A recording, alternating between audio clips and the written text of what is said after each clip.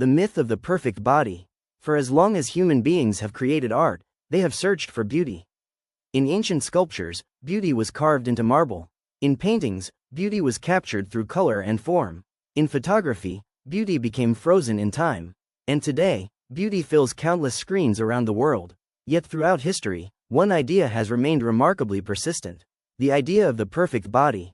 It appears in advertisements, movies, magazines, social media, and even in art itself.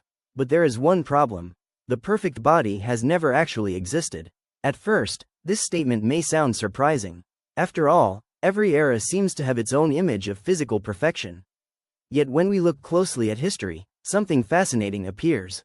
The definition keeps changing. In one period, fuller bodies were celebrated as symbols of health, prosperity, and beauty. In another, slender figures became fashionable.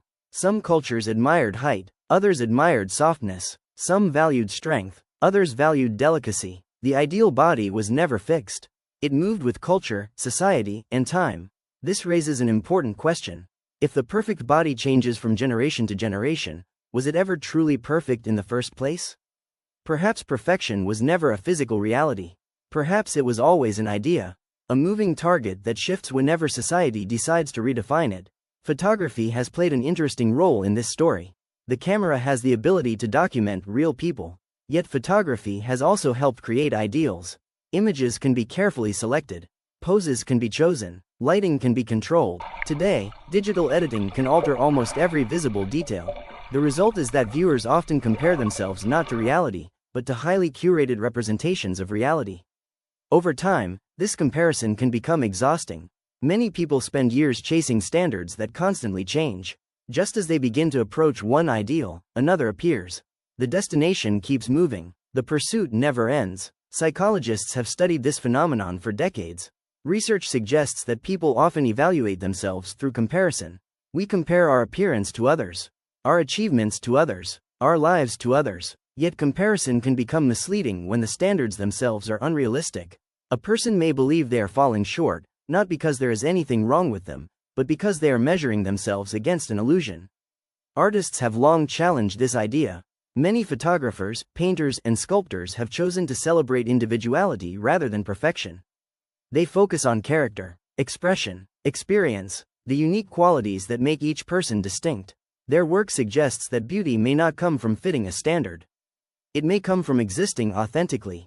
Perhaps the most interesting aspect of perfection is that it often disappears the moment we examine it closely.